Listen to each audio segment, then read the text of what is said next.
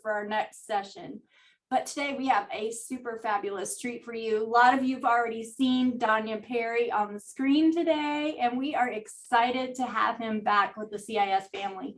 Danya has never gone far, though he may not wear CIS every day to work now, he still is on the CIS of Wake board, and he is still deeply engaged and committed to the work of CIS. And he has a great sense of humor. I have to tell you guys, you are in for fun times today. He does not have on a blue shirt because that is not his uniform. So y'all know that Danya is bringing the true Danya Perry today. He works now for Wake Economic Development and is Vice President of Diversity, Equity, Inclusion for the Raleigh Chamber of Commerce. So he's moved on into the corporate world, but he still is very close to the CIS family. He believes in the programs that we have and in Bill Milliken's founding ideal that it's not programs that change children, but it's people who do that work. So you are very, very fortunate to see and experience the original, the OG Danya Perry today here with the family. So I'm turning it over to Danya at this point. Thanks for being with us. Jill, listen.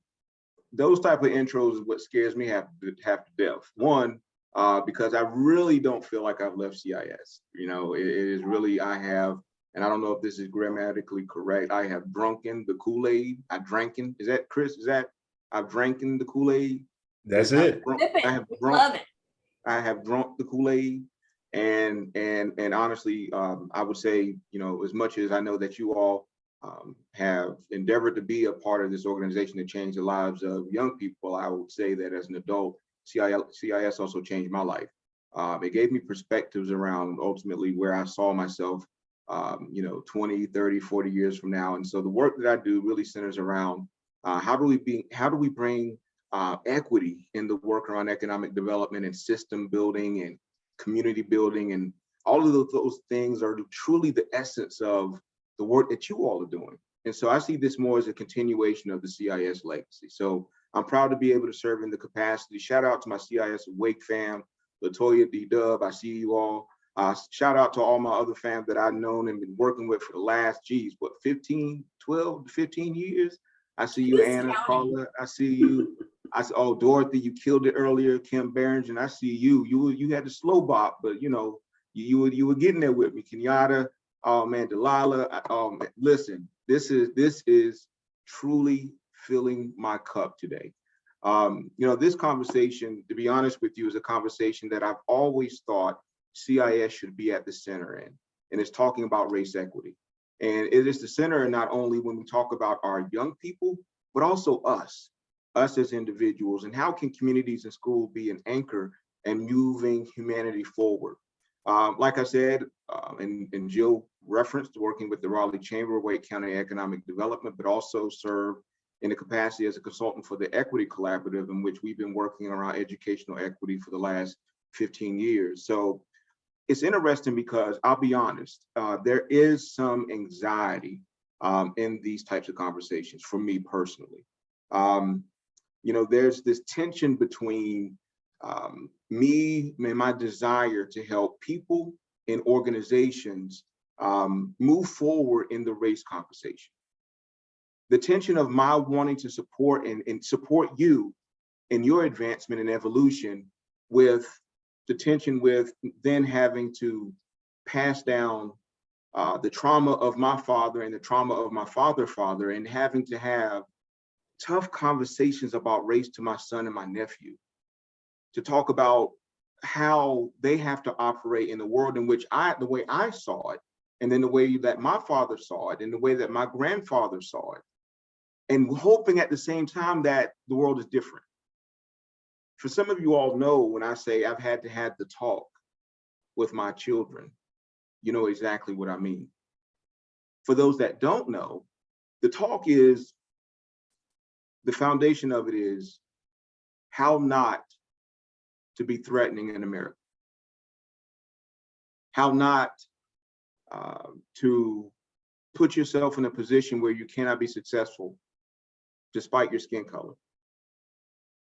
The conversation about, son, even though I see greatness in you and I see your beauty, that there are some other folks that believe that there's this thing called color blindness, but I want them to see all of you, son.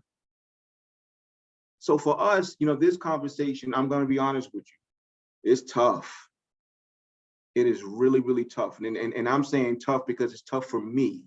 So I know if it's tough for me, I know it's tough for you. And so what I'm hoping to do right now, and I'll tell you, those of you all who I've worked with over the years, I am unapologetic about, if you are not here for young people, if you are not here for the betterment of your community, then I invite you to leave. So let me also say this. If you are not in this conversation to learn, to grow, to evolve, to become better allies, I just have to bid you adieu. Okay? This isn't the conversation for you. This is a conversation that's going to be incredibly uncomfortable. And so I want you to resist the urge of disconnecting. I want you to resist the urge of feeling as if, well, that happened a long time ago and this is a post-racial society. I want you to resist the urge to thinking that the problem lies on the people of color and not systems. I want you to resist the urge, and this is specifically to my Black brothers and sisters, to just let our guards down for a second. Let's just have grace for those that are catching up. Let's have grace for those that are wanting to become better allies. And I'm also going to ask my Black brothers and Black and brown brothers and sisters, if you need a moment in this conversation, if you need time to take time for yourself as we're having this conversation, I want you to take care of yourself. I invite you to just go off camera, press mute, just take time for yourself. Are we all in agreement? Do we all understand the assignment? All right. Well, what I'd like to do is go ahead and share my screen. Now I'm going to have, for some of you all know my reference here, and this is all about also cultural schema, which is important. I'm about to have a Teddy Riley moment because I am the worst at finding stuff around technology. So here we go. Let me know if you can see my screen. Can you see me? Yes, sir. All right, excellent. Well, let's go ahead and get started. I named this presentation, and I texted Heather as well, my homegirl Heather Wallace over here to text. I texted her to let me know when I have about 15 minutes to go because I am a preacher's child and I will keep going. All right, so you got to make sure I'm staying on time. And so I promise to have you all out of here by at least no later than 3:30. No later, 3:45 at the latest. I see y'all laughing. Come on, I'm not serious. I won't let him do that. I won't let him do that. You won't let him do that? I see, listen, Phyllis, I'm sorry. It just takes that much, it's going to take that amount of time. So what does it mean when I say going from statement to strategy? As you all know, many of us know this when we got started having this conversation. A lot of people came to this conversation after what happened 2 summers ago. June 2020, May 2020, there was this renewed spirit and energy around dealing with race equity and dismantling systemic racism.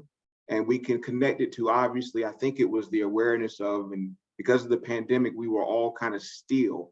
But seeing and George Floyd die on television, seeing and hearing about the murder of Breonna Taylor and Ahmaud Arbery, and thinking about, for me, there was a direct pipeline to thinking about Trayvon Martin, which he would be, I think at this point, 26.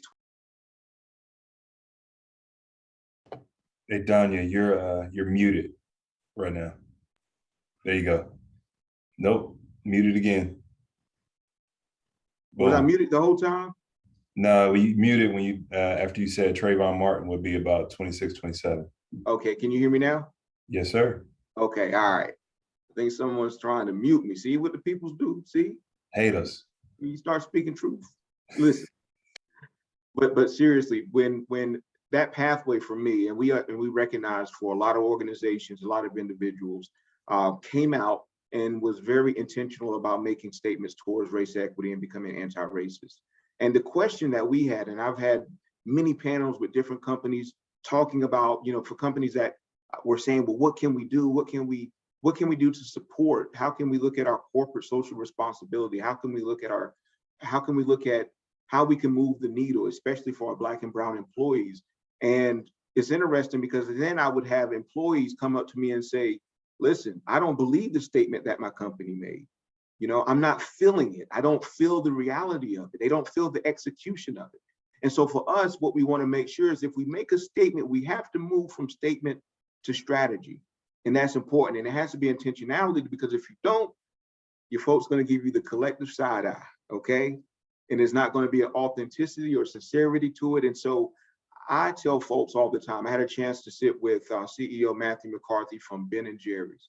And Matthew McCarthy said that, you know, if you wait to become an expert in working on some of these challenges, even though it's uncomfortable, you miss the opportunity. I would much rather walk forward and fail and let the people know that I was trying. Let the people know that I was sincerely wanting to move the mark. And so that has to be the space that we're in.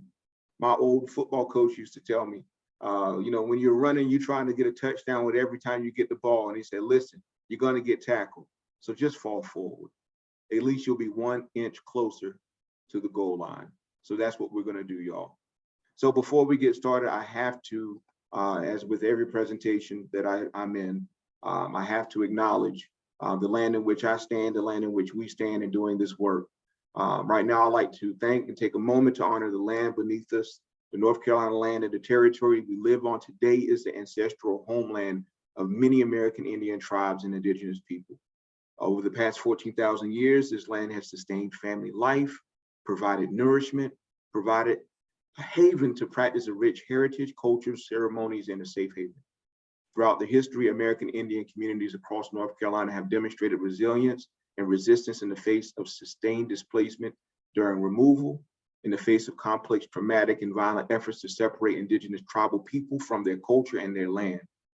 It is important to remember the history of this land in order to break the cycle of colonization and the continued erasure of indigenous people. We must acknowledge the history of the spaces and places we occupy to both understand and unlearn the many ways that we have been socialized. I make that acknowledgement because it's a part of my growth. It's a part of my evolution. It's a part of me unlearning and then learning. And so I invite you again, once again, to continue to recognize that there's a history.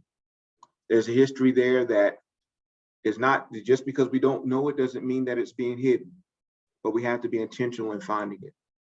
So let's move forward.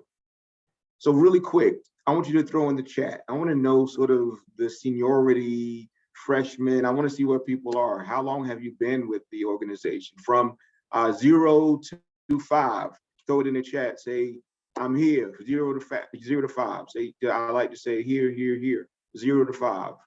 All right. Ooh, I see some 14, 6 years, 3 years, 14, 12, 38 months. Oh, wow. I see you. Y'all are old, really, really old. Okay. This is, wow. Okay. 1 month, 8 months, 3 months, 1 year. Wow. Shout out to all the 1 month employees. You're with an amazing organization. For those that have been here a year, you know that you can testify that it's an amazing organization. To folks that have been here 15 years plus, thank you for your service. Thank you for your continued support of these young people. Thank you so very much. For me, my evolution, I literally started CIS when my son was born. This is Donovan Xavier, and this is me when I had my beautiful locks. And I remember joining the organization and thinking of, again, coming from the juvenile justice system, seeing this as an opportunity to evolve. And really, just to me, it was dismantling the school to prison pipeline. And for me, you know, and it's crazy because, you know, I don't see the time shifting the way it is unless I see pictures. And this is my big, lovable, brown, vibrant, musty 16-year-old son. And it's amazing to see growth within him. And I know within all organizations, the evolution and the growth, it happens.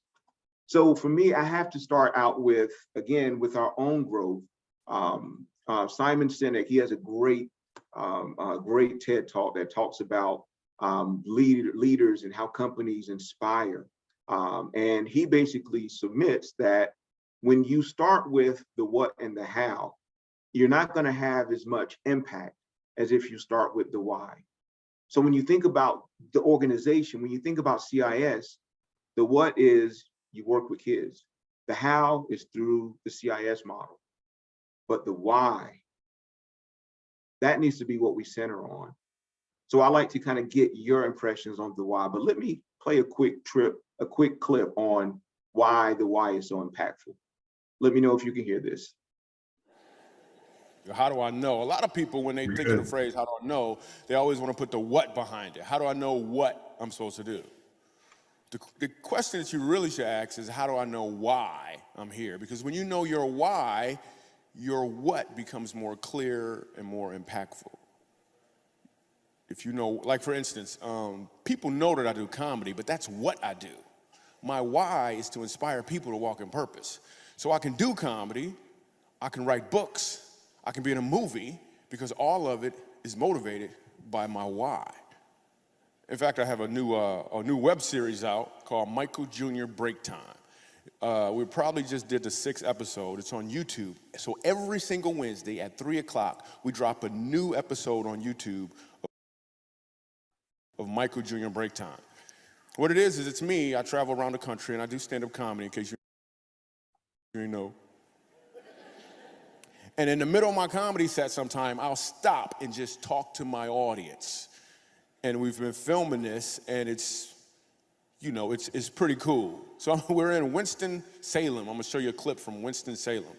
And I'm just talking to this guy in the audience, and he tells me that he's a musical instructor at a school. So I was like, all right, you're a musical instructor, can you sing? Let me hear you sing a song. So this is what happened at the last episode of Michael Jr.'s Break Time. Check it. So you're a musical director? Cool. Yes, sir. All right, so let me get a couple bars of like Amazing Grace. Can you do the first part of that? Go ahead.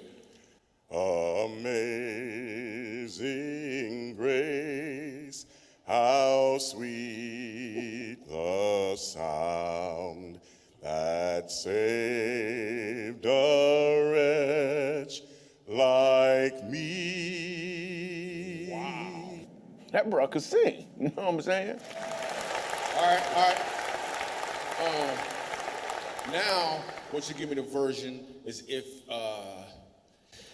your uncle just got out of jail, you got shot in the back when you was a kid. I'm just saying, let me see the hood version real quick, if you know which version I'm talking about. Just see if that exists. Let me see what you got.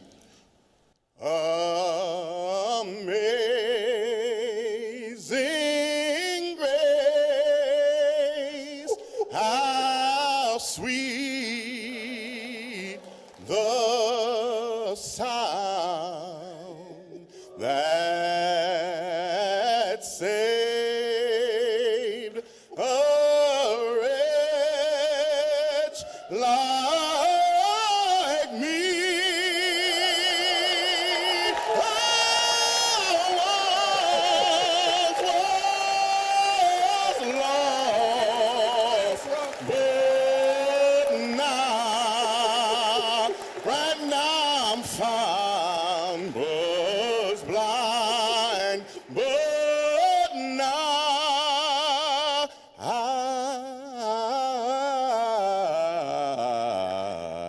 I see.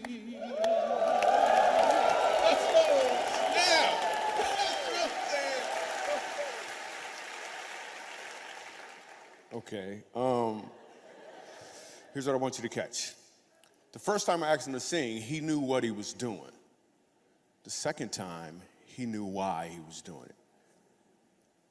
When you know your why, your what becomes more impactful because you're walking towards or in your purpose. How did that hit you? So let's do this. I like to put you into small breakout rooms, and I just want to give you a couple minutes to share your why. I want you to talk about why you got into this work, why you wake up every morning. I understand the what and the how, but we want to talk about your why, because that's what keeps us going. So we're going to get you into maybe small breakouts of 4 or 5. We'll go about 5 minutes. We'll use a protocol I call constructivist listening. And in constructivist listening, it basically you give each person the same amount of time. You do not respond to them, or you give them a small smiling affirmations. And they get 1 whole minute of talking, and they get that entire minute. All right. So let's break out. Heather, Shamika, are we good? All right. 5 minutes. See you in a bit.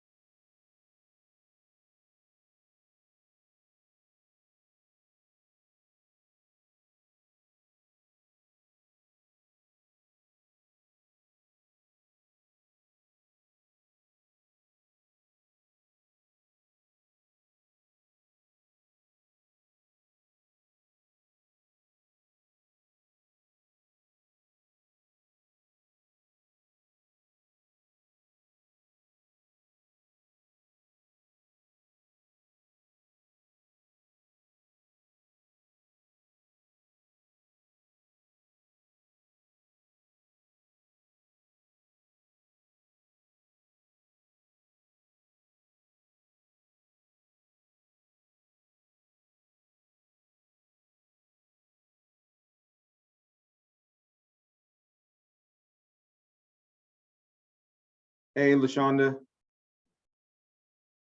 Hello, I was in a breakout room, but I got disconnected. Oh, okay. I'm not sure. I think Shamika may still be on. She can throw you back in. Yes. All right, because we have about 40 rooms, I'm just gonna put you in another room, okay? Okay. Thank you. You're welcome.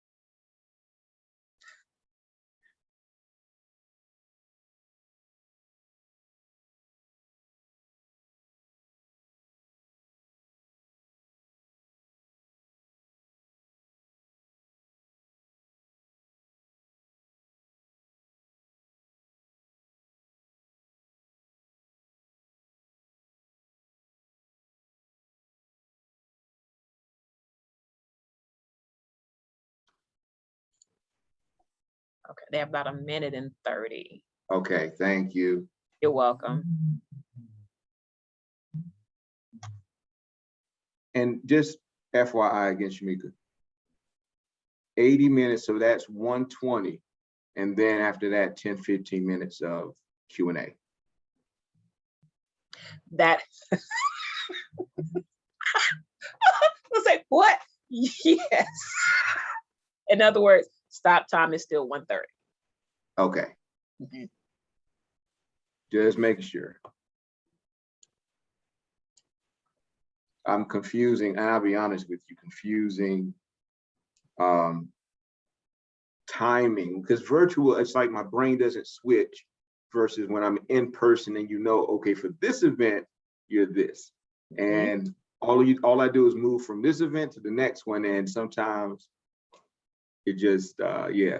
So thank you for your grace. Absolutely.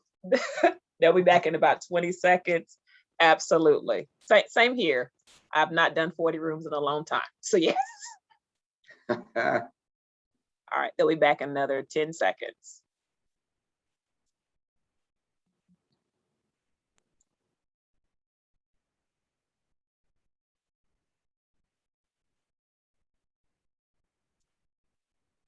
All right, everybody's coming back. All right, that's everybody. Thank you so much, Shamika. How was that? How was the conversation? Short. Thumbs up, It was thumbs good. down. It was short. They said it was short. Yeah, absolutely. Who wants to share their why? I want to pull somebody on the stage. Who wants to share their why? Just jump on up. Well, Danya, Hey, Lisa. I was just sharing with my group that my why is because I care about the children in the city and the county in which I live.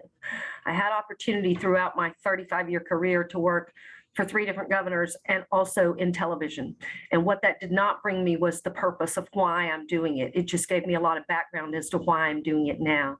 I want to make sure that the kids in our community can live equitably and equally with the people who are moving here. In other words, the kids who are raised here, I want them to be educated and well equipped to be able to afford to live in this very ritzy community. And so from an economic development standpoint and just a standpoint of human expectancy of what we want for our future. Our kids are very smart. Just because they might fall below the poverty line has nothing to do with their intelligence. And so my why is to also be that bridge barrier between the white communities and the Black and brown communities and the indigenous people communities as well, and to be outspoken about that. Love it. And I feel it. When you tell your why, you can feel it. Thank you for sharing, Lisa.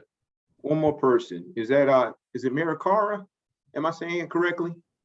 I'm not saying it correctly, am I? Miss Montgomery, please correct me. It's Macratia. Macratia, all right, thanks. What's your why?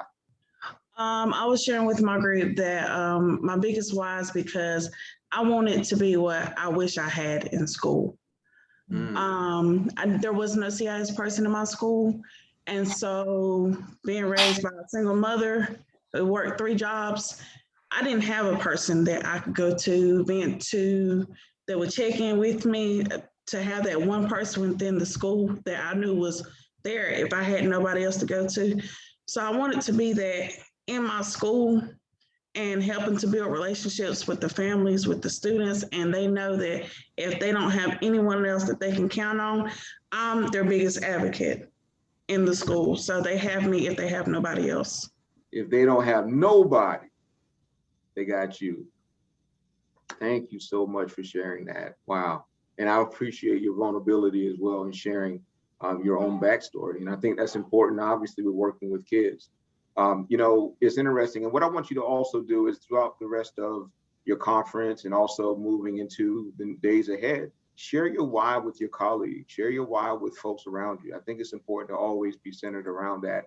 And sometimes you all are working so hard that we forget the why, because we're focused so much on the what and the how.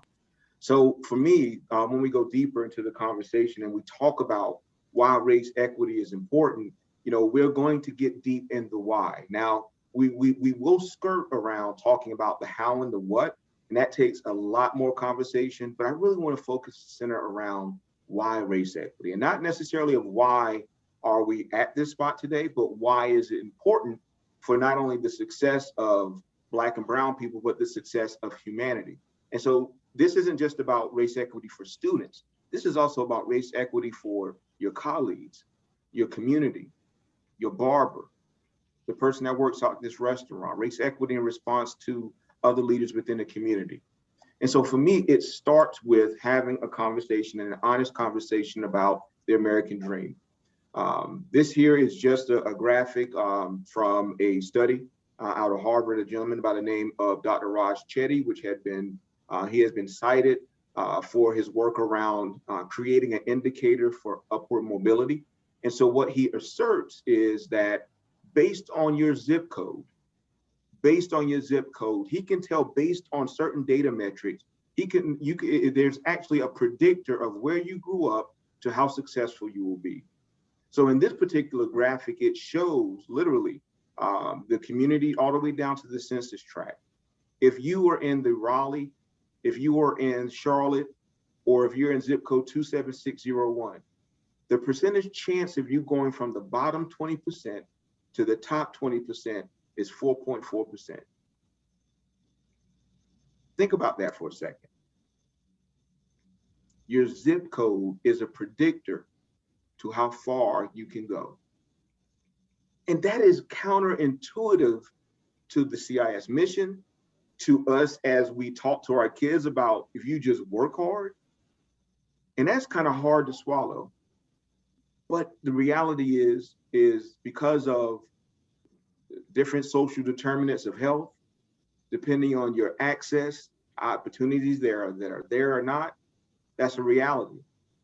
Now, when you take that map, and you can see here that it's densely colored red and orange in the bottom quadrant, the southeastern part of the country. And let me also make note that the majority of the country's poverty is in the southeast. About 51% of the country's poverty is in the southeast. But so this is ultimately just has factors in relationship to poverty and the ability to move up. So when you look at the correlation between the distribution of the Black population, do you see any correlation here?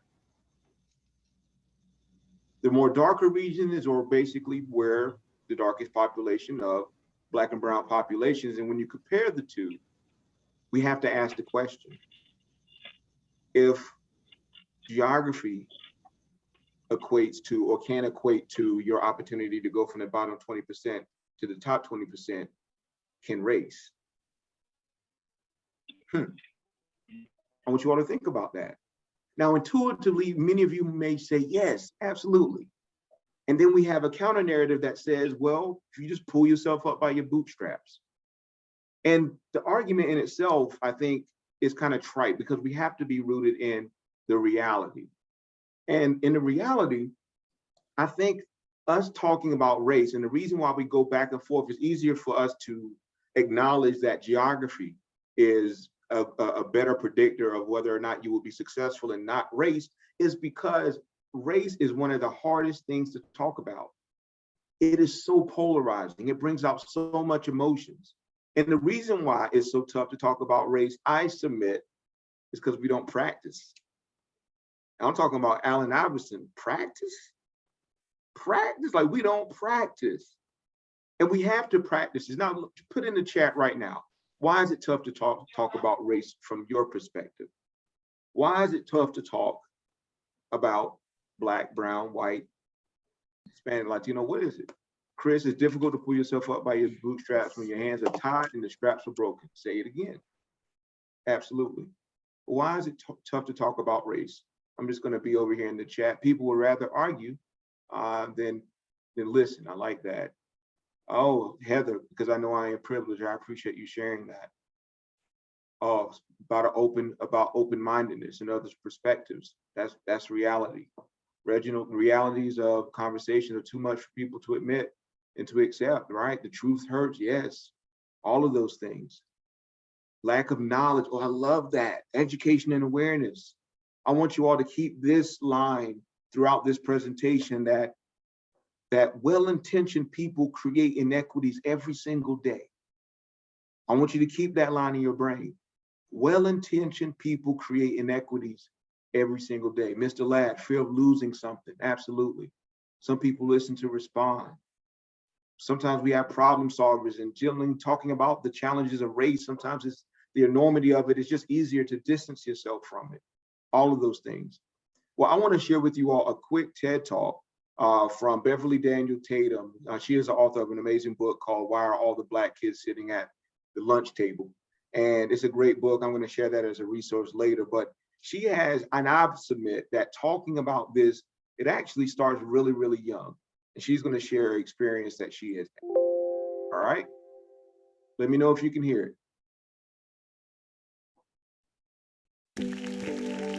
Good to go.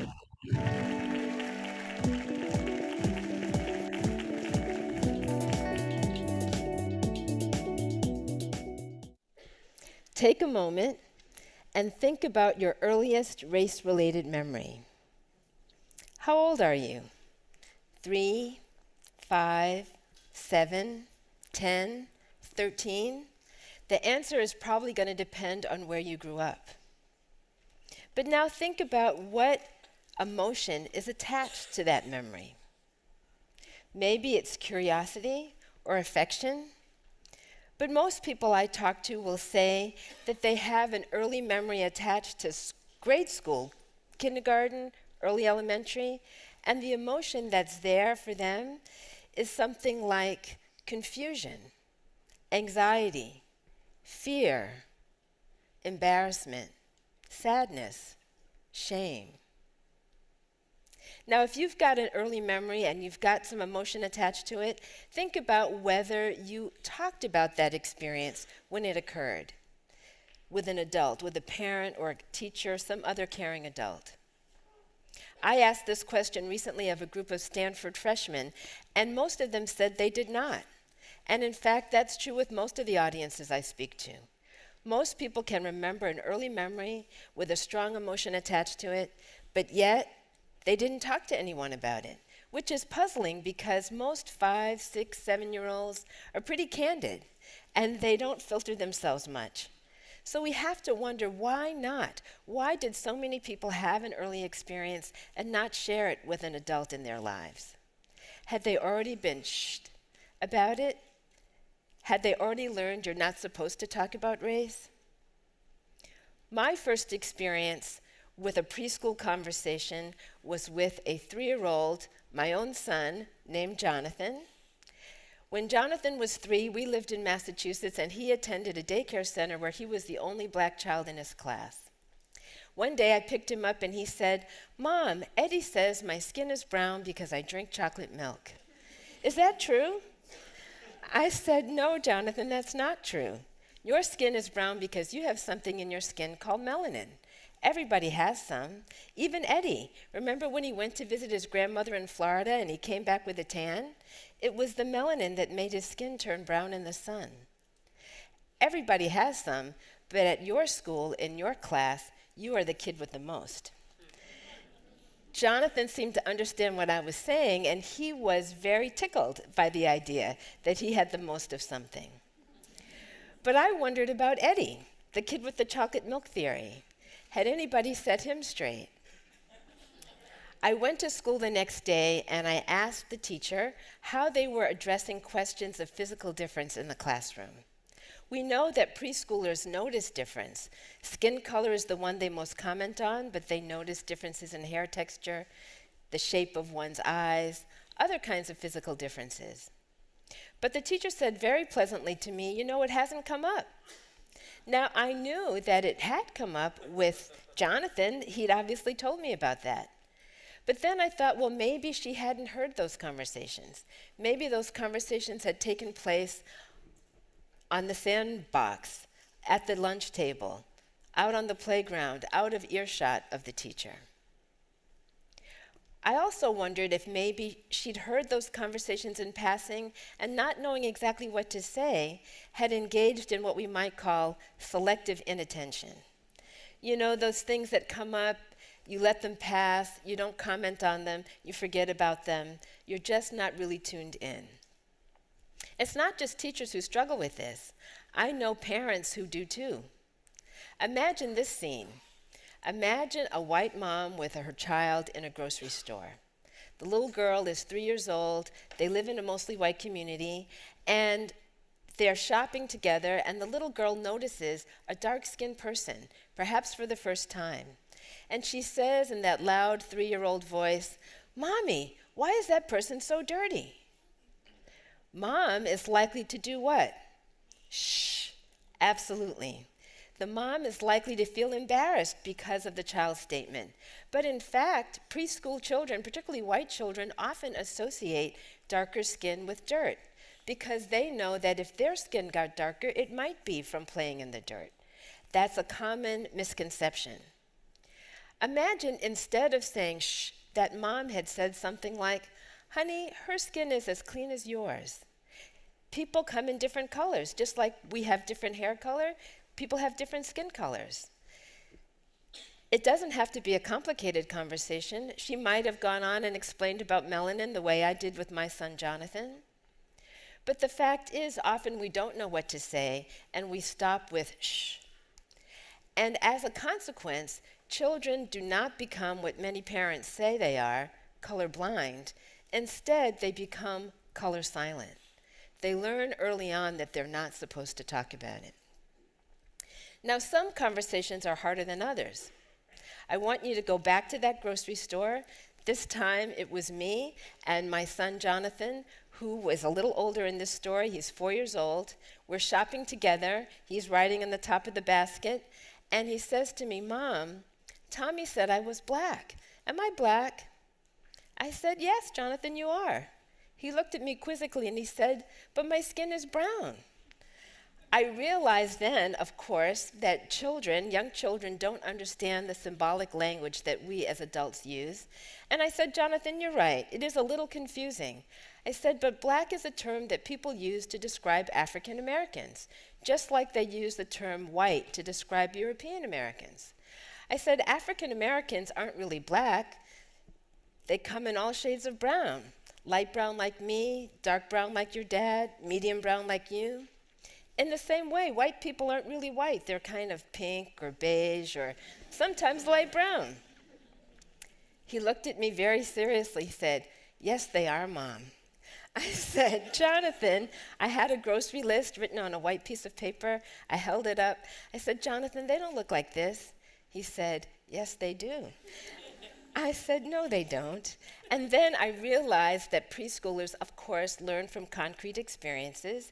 And so I said, "Jonathan, let's go find one and see." So we are in the grocery store, the aisle by ourselves, but sure enough, we turn the corner and there's a white woman shopping. And I leaned over, I whispered in his ear, I said, "She doesn't look like this piece of paper." He agreed, she did not. I thought maybe we could move on in the conversation. But I also was conscious of the fact that as his mom, I was concerned about the tone of his voice when he asked me that question, "Am I black?" Almost as though perhaps he was starting to get negative messages about whether it was okay to be black. Maybe there was something wrong with being black, and I wanted to address that. So I talked to him about the fact that, one, he could tell Tommy that he was African American. And I started to talk about the pride he should have in being African American.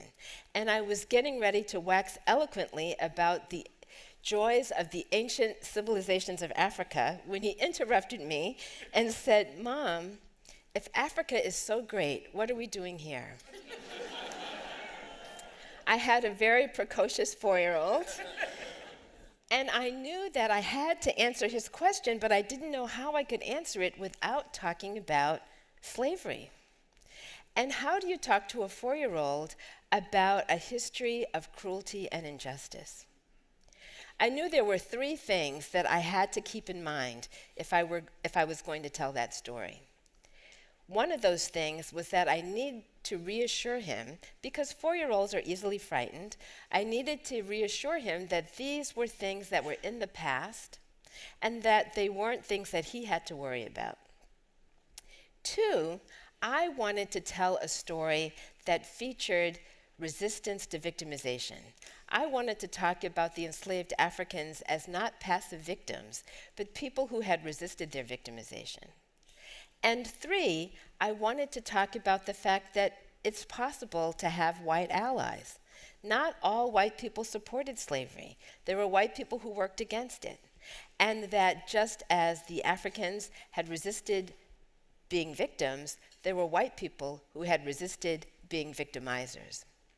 And so I began my story at the beginning. I reminded him of his preschool and the fact that they had talked about the colonial era and celebrated Thanksgiving, talked about that time. And I said, you know, a long time ago, before there were grocery stores and roads and houses and all the things we see here now, when the Europeans came, they wanted to build those things. They wanted to build roads and farms and grocery stores and houses and grow cotton and other crops, and they needed a lot of good, strong, smart workers. And so they went to Africa to get the strongest, smartest workers they could find. But I said, unfortunately, they didn't want to pay them. And so they kidnapped them and they brought them here and they made them work on the farms and do the building and all of that work without paying them. And that was really unfair. And they wouldn't let them leave when they wanted to go home. And that was really unfair too. And I said, many of them worked very hard to escape. And some of them were able to, though not everybody could. And they found people who were willing to help them. There were white people who didn't think slavery was right and who joined with them to work against slavery. And eventually, working together, they were able to abolish it, to end it. He was listening very carefully to me as I spoke about this. I emphasized the fact that, Jonathan, you were never a slave, I was never a slave, Daddy was never a slave, Grandmommy and Granddaddy were never slaves. This was really a long, long time ago. And now slavery is illegal. He was paying very close attention, and then he said, well, when they weren't slaves anymore, why didn't they go back to Africa? Fortunately, I knew enough to say some did. But I said, you know, some people might have wanted to stay because by that time they had family members here, they had friends here. And then he interrupted me again and said, and this is a nice place too. And I said, yes, it is. I'm sure you can imagine my relief that the conversation was over. But retrospectively, I was glad that it was me, actually, that had the opportunity to introduce this painful history, because I got to put my spin on it in the way that reassured him and that also emphasized resistance to victimization as well as resistance to being a victimizer. I know that these are hard conversations. I've had the privilege of working with teachers across the country, and many of them have told me how hard it is for them to talk to elementary school children, even older children, about this painful history. And I've talked to African American children in particular who have said how painful it is for them sometimes to sit in classrooms when this history comes up, because it is so often told from the point of passive victimization, without the story of resistance, without the story of rebellion as part of the narrative. The reality is we have a painful history, and sometimes we have a painful present. In this moment, our silence will not help us. We have to have conversations. The way forward to changing our future is with a conversation, sometimes even a conversation with a 3-year-old. Thank you very much.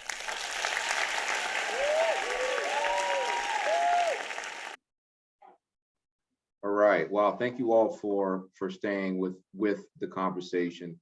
And, you know, I think, and there's so much to pull from that. There's so much to unpack. But the reality is, and the thing that's going to be relevant to our conversation, one is be brave in the conversation. 2, to get educated and become aware about it. And then 3, the absence of this conversation does not get us any closer to the solution.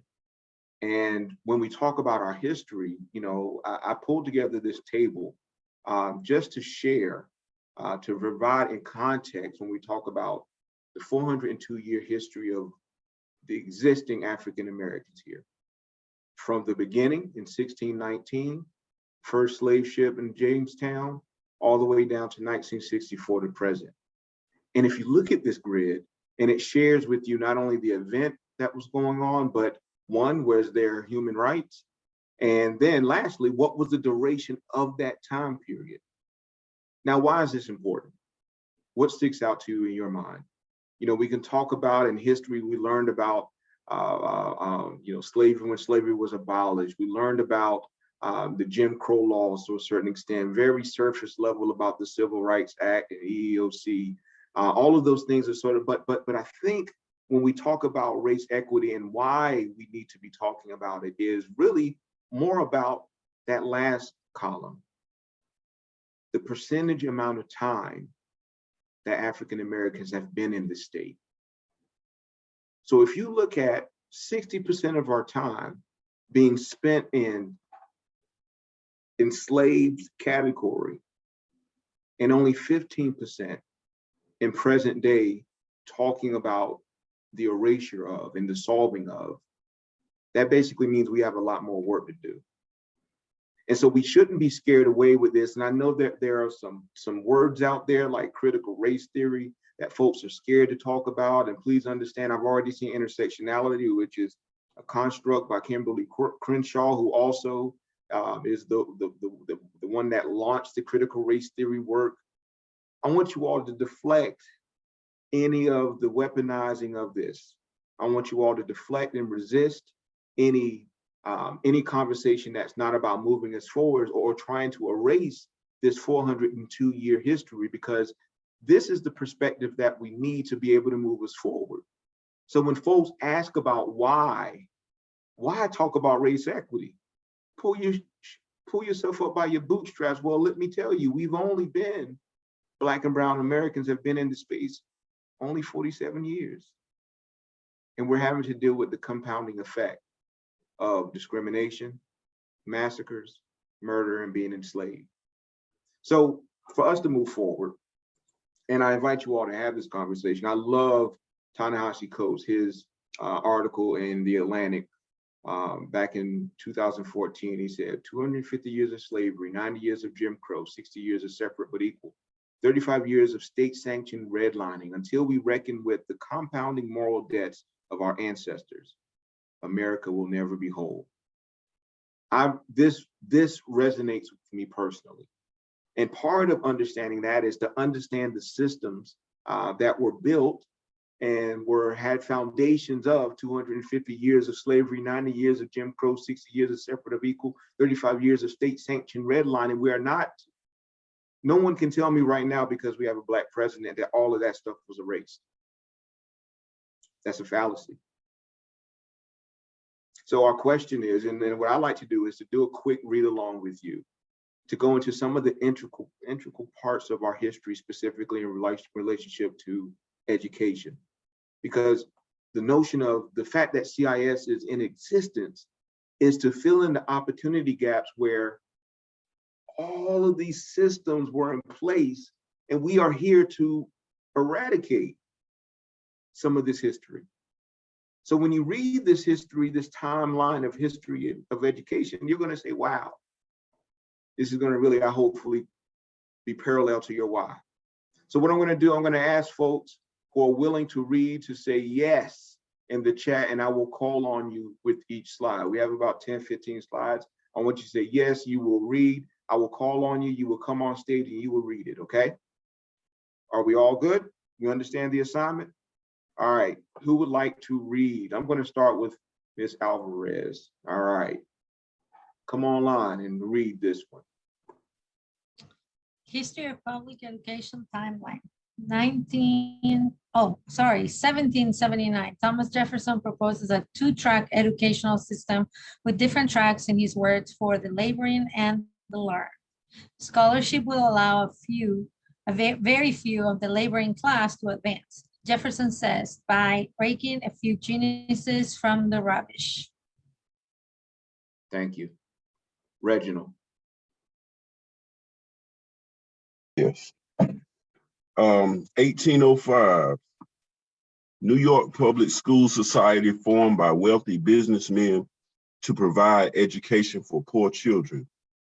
Schools are run on the Lancasterian model, in which one master can teach hundreds of students in a single room. The master gives a rote lesson to the older students, who then pass it down to the younger students. These schools emphasize discipline and obedience. qualities that factory owners want in their workers. Thank you, Reginald. Latoya Montague. 1901 to 1904, North Carolina Governor Charles Aycock enacts a grandfather clause, requiring one's grandfather to have been an eligible voter in order to register to vote, thereby disqualifying almost all children and all grandchildren of slaves. He further enacts Jim Crow segregation by spending 3 times as much on white schools as on Black schools, while becoming known as North Carolina's greatest education governor. Thank you, Latoya. Renee Leak. Hi, Danya. 1921, the California School Law Political Code 1662 was amended once again to read as follows. The governing body of a school district shall have power to exclude children of filthy or vicious habits or children suffering from contagious or infectious diseases, and also to establish separate schools for Indian children and for children of Chinese, Japanese, or Mongolian parentage. When such schools are established, Indian children or children of Chinese, Japanese, or Mongolian parentage must not be admitted into any other school. Thank you, Renee. Thank you. Nicole Boone. July 23rd, 1930, the Lemon Grove incident, the Lemon Grove School Board decided to build a separate school for children of Mexican heritage without giving notice to their parents. On January the 5th, 1931, Lemon Grove Grammar School Principal Jerome Green, acting under instructions from school trustees, turned away Mexican children at the schoolhouse door, directing them to the new school, which came to be known within the local Mexican American community as La Caballerizza, meaning the stable. In Alvarez versus Lemon Grove, this California Mexican American case was possibly the first successful court action in favor of school desegregation in the country. Thank you, Nicole. Michelle Price. 1932, a survey of 150 school districts reveals that 3/4 of them are using so-called intelligence testing to place students in different academic tracks. Thank you, Michelle. Dorothy Hinton. February 18th, 1946, Mendez versus Westminster School District. 5 Mexican-American fathers, Thomas Estrada, William Guzman, Gonzalo Mendez, Frank Palomino, and Lorenzo Ramirez, challenged the practice of school segregation in the U.S. District Court in Los Angeles. They claimed that their children, among with 5,000 other children of Mexican ancestry, were victims of unconstitutional discrimination by being forced to attend separate schools for Mexicans in 4 school districts in Orange County. 1 year later, Governor Earl Warren, who would later become Chief Justice of the U.S. Supreme Court and preside over Brown versus the Board of Education, signed into law the repeal of remaining segregationist provisions in the California statutes. Thank you. Daisy Walker. 1948, Educational Testing Service is formed, merging the College Entrance Examination Board, the Cooperative Test Service, the Graduate Records Office, the National Committee on Teachers' Examinations, and others, with huge grants from the Rockefeller and Carnegie Foundations. These testing services continued the work of eugenicists like Carl Brigham, originator of the SAT, who did research proving that immigrants were feeble-minded. Thank you, Daisy. Amber Malave. Hopefully I said that correctly. Malave. Thank you. Okay. 1956, during the period called Massive Resistance, Virginia enacts the Stanley Plan, a set of laws that eliminate state funding for any school that integrates, gives the governor power to close any school that integrates, and sets up a tuition grant structure to allow families to enroll their children in segregated private schools instead. Many school districts close. White parents strip public schools of everything from desks to football goalposts and take the items to their new segregated private schools. Thank you. Justin Key. 1966, the Equality Education Opportunity Study, often called the Coleman Report because of its primary author, James S. Coleman, is conducted in response to provisions of the Civil Rights Act of 1964. Its conclusion that African American children benefit from attending integrated schools sets the stage for school busing to achieve desegregation. Thank you, Justin. LaShawn Durham. 1974, Milliken versus Bradley. The Supreme Court rules that schools may not be desegregated across school districts. This effectively legally segregates students of color in inner city districts from white students in wealthier white suburban districts. Thank you. Kimberly Behringer.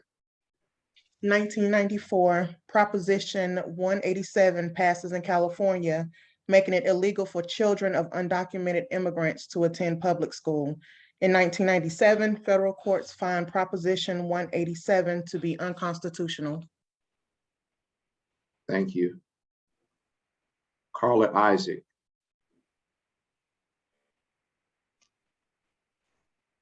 Hello. Okay. In 2000, as a result of the parent lawsuits in Charlotte, courts overturned the 1971 Swan decisions that hold that busing is an appropriate remedy for the problem of racial imbalance in schools and lift the court order for busing.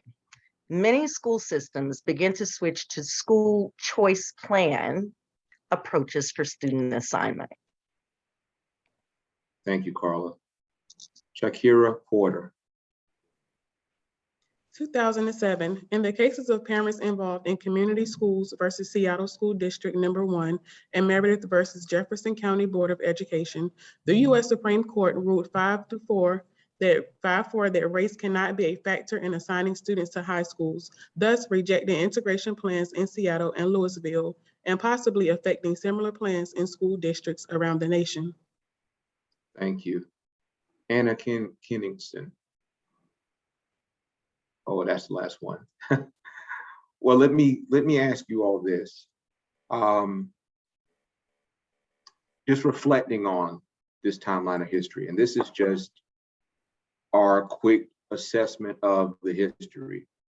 How is this important to understand this for us to be able to, one, not repeat the past, two, as an organization, help support our advocacy to evolve us, but three, when we talk about the bottom line, when you talk about the goals and the metrics that we use to measure student success, can we now understand a little bit of why we see disproportionality and why, and I'll be completely honest with you. My entire career, has been spent really trying to figure out, like many of you, how can we mitigate the risk factors that impact our kids? Looking at family dysfunction, looking at learning differences, looking at community, if the community is certainly dysfunctional, just focusing in on those direct contributors to young people's success. But I don't think, and I'll say, I did not spend enough time when I did work around school to prison pipeline and seeing the overrepresentation of Black and Brown students from suspensions all the way into commitments into juvenile justice, looking at maybe how can we dismantle and reimagine those systems. That's where we're at right now. Where does CIS want to make its statement? Where do we want to stand in relationship to having these really tough conversations about inequities? So I think, and I'm going to fast forward a little bit here.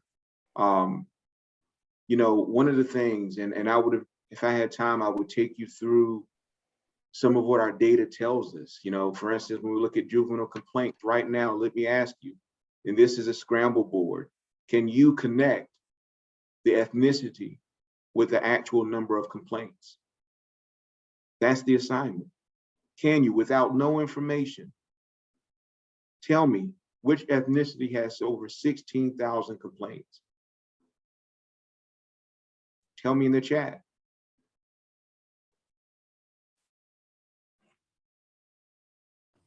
You have 3 ethnicities to choose from. American. African American. Now let me ask you this.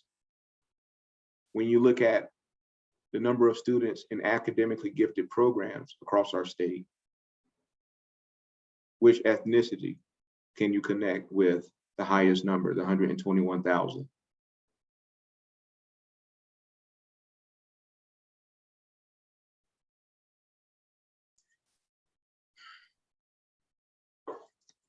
It's sobering, it's triggering, and I understand if you have to take a moment. But the work of race equity, what we're attempting to do is to eliminate the predictability of success and failure that currently correlates with race, ethnicity, or any other cultural factor. It's about interrupting an inequitable practice, challenging biases, and creating inclusive environments for all. That's all that we're trying to do. It's how do we disrupt it? How can we disrupt it as individuals? And how can we disrupt and reimagine a system that no longer any of us can look at a number like how many gifted kids we have in one school and know that we're not talking about students of color, that we're not talking about Black and brown and Hispanic and Latino kids. I think about the kids while my tenure at the communities and schools of the state office, where we had 2 prominent Black boys that were our poster kids. They were the poster child of our organization, Acton Archie and Jamal Tate. And I think about us telling their story. Every single time we had them on stage, every single time I had one of them with me at an event, talking to a donor, talking to legislators, we had them tell their story. We had them talk about the risk factors and the challenges in their families, and we had them literally tear off and expose themselves every single time. And it's gut-wrenching for me to know that I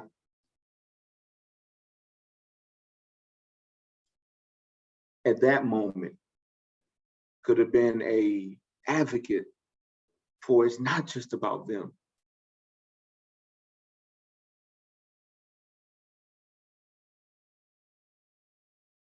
There's systems, there's structures. There's a lot of working across difference that has to happen that created the environment in which these 2 young, amazing, gifted, talented Black boys had to endure and were successful despite and because of communities and schools and insanely optimistic people like you.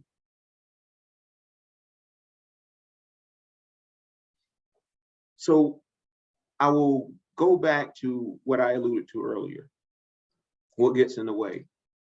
For us, you know, how do well-intentioned people create inequities for students and families? And I submit to you, it's just about our bias. It's about how we come at the problem. It's about how we come across the solution. I'd like for somebody to come up here and jump on this really quick. I need somebody to read this for me. Before you get scared, I'll take it off screen. Who would like to read this? Thank you, Heather.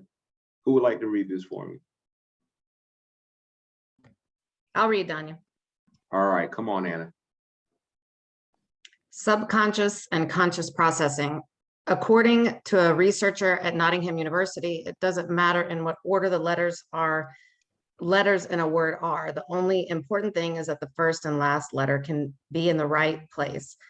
The rest can be a total mess and you can still read it without a problem. This is because the human mind does not read every letter by itself, but the word as a whole. Thank you so very much. Great job. Round of applause for Miss Anna.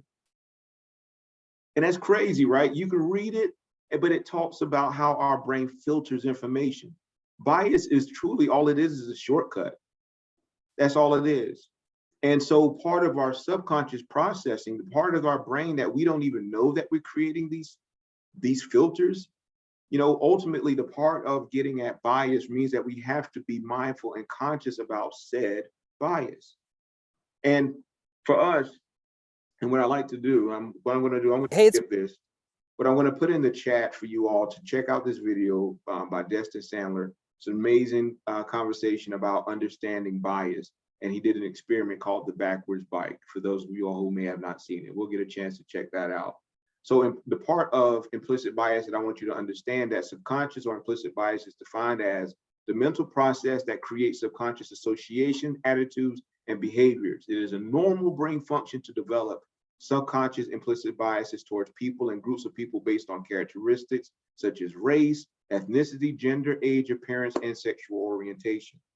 All of those things. But the thing I want you all to know, I want you to take from this definition, is the word normal. It's normal. We do it every single day. You can't help it. And so our goal is to acknowledge one interpersonally as an individual. We have our own biases while we work on infrastructures to reimagine them, to once again, create less predictability for our students. And so when we talk about race equity, it is deeply and entwined into our diversity, equity, and inclusivity strategies. So when we talk about DEI, we are also talking about race equity. And so when you start moving down the road and creating statements and looking at policies and procedures to make sure that we have diverse representation on our boards, diverse representation in staff, diverse representation in leadership positions, to make sure that we do not have a devoid of thought and insight, we have to make sure that race equity is in the center of all this work. I love the quote by one of the thought leaders, Verna Meyer. She says basically diversity is being invited to the party while inclusion is being asked to dance. And I added a little bit of funk to it. Equity is how do we get to the dance to begin with? And so equity is about building bridges or removing barriers. I love this contrast. You know, back in the day, we talked about equality, and if we just make everything equal, it does not take into account where people are standing and how do people arrive to this space. So equity is about understanding that we either have to build bridges or remove barriers. And I would even go further. The conversations that our kids will be having is, why is the damn fence in the way in the first place? I think someone would even call that liberation. So at the end of the day, y'all, there's a lot of stuff that we can do. I want to start with just some quick, sort of when you're talking about implementation. My time is really, really short here, and I want to give you all time for Q&A. But as you're planning for these conversations about race, I want you to counter denial with data.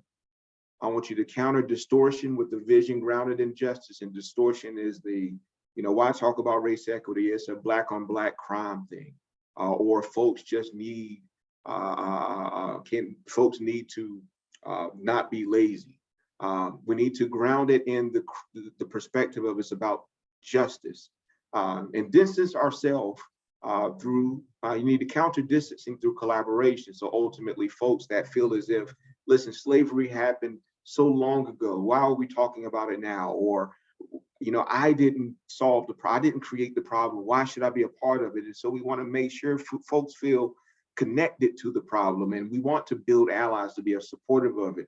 Now, I'll be honest with you, when we talk about innovative conversations and evolutionary conversations on stuff like race, trust me, you're going to have folks that are not going to want to be a part of this conversation. And that's that back end 16% of your laggards. Right now, I would imagine if I had to put communities in schools, we're probably right in the middle. We're around that early majority, late majority, that 34% on the backside. We're not late to the party. We've been having these conversations about equity, but really, I think what we're late on is strategy development. I'm not upset that last summer or the summer before last was a accelerant for many. I'm not upset for that. I look at it as we're here now. So again, what I want you all to do, here's my charge.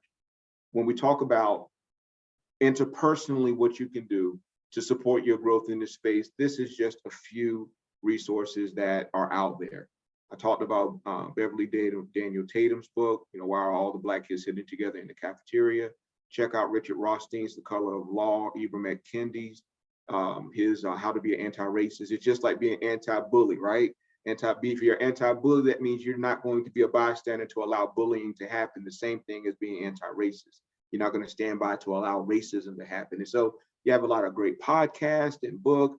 So these are these are resources I'll make sure I get to Heather, Jill, Shamika to make sure that we can pass this along. 3 action steps. 1, look in the mirror. All right, do a self-assessment, get into implicit bias. 2nd, place organization in the mirror. Look at your organization.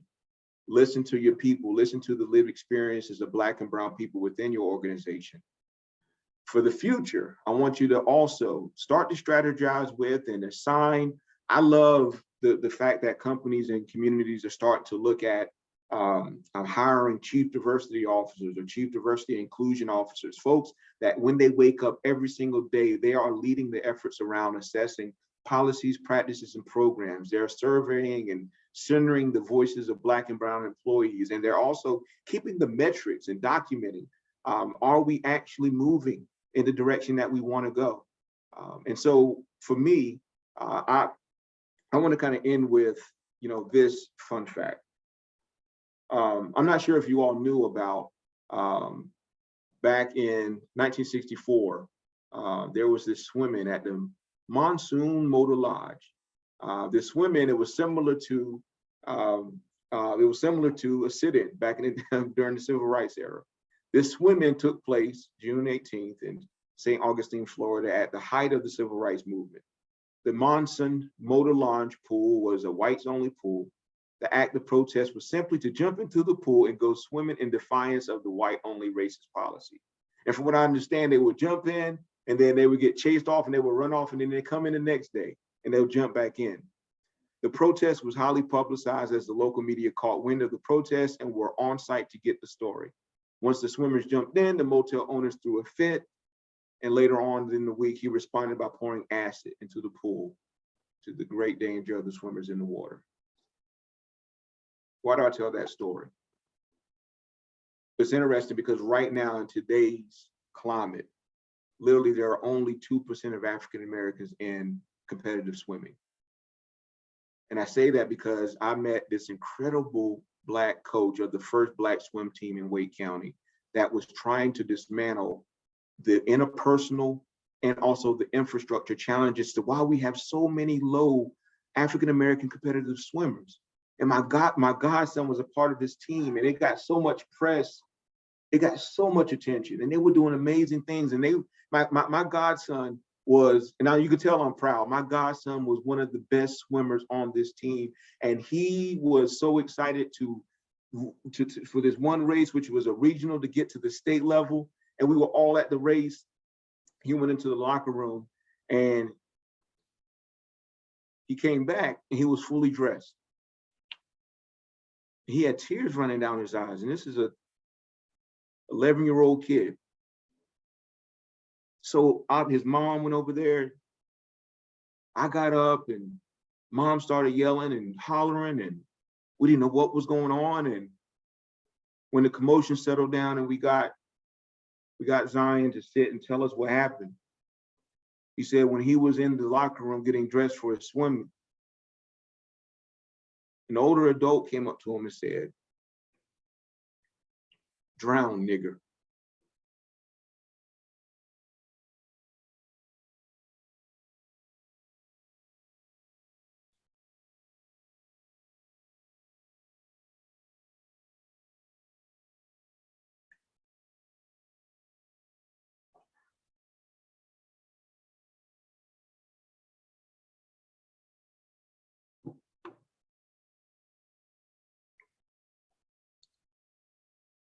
That was 2 years ago. And he hasn't been in the pool since. Scared.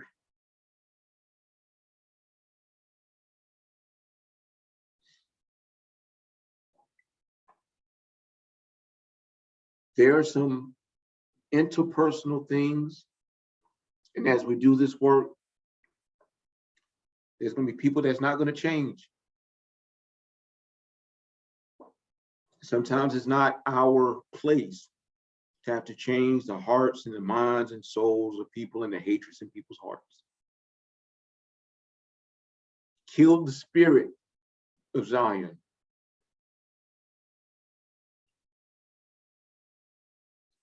So all I'm asking you to do is just try. Resist the urge of the enormity of the problem. Look at this as an opportunity to change not only the trajectory of Zion's and Jamal's and Aton's and Lakeisha's and Jose's, Jamal's. This is changing our humanity, y'all. This is changing the landscape of what we do. Thank you so very much for your time. Thank you so much for your energy. I felt it. I feel connected to you all before I even got here, and so I appreciate you. Now, I know Shamika and Heather and Jill are going to yell at me because I didn't leave a lot of time for questions. But I'd like to open it up for any questions that you may have. Again, this is not, you have all access to me in some shape, form, or fashion. I am open to having any conversation with anybody on any topic. So thank you so very much. Thank you, Danya. Really appreciate, as always, your candor and your vulnerability. And on top of all of that magic, just how informative you are. Unfortunately, we are right at time and we do not have space at this moment for questions. I know there may be a lot, but maybe perhaps if there are questions that are just on people's hearts, we could create a form of some sort to gather those questions, get them over to you, and get that back to the people in some way. But on behalf of everyone, man, I truly appreciate you. This is heavy and important. Yo. And I'm getting choked up looking at you, so I need to get you off my screen. All right. Nah, my man.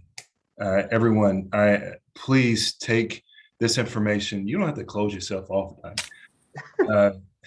I would like to encourage you all, really, allow this to soak in. As Danya said, this isn't just for this talk, this time, the feelings that we feel, the energy that is mustering within us, allow that to fuel our why in a constructive manner. This has been a part of our conversation all day. This speaks to our why, and may it spark even more action around what it is that we do.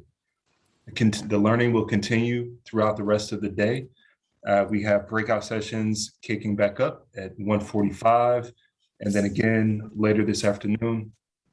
We will not be reconvening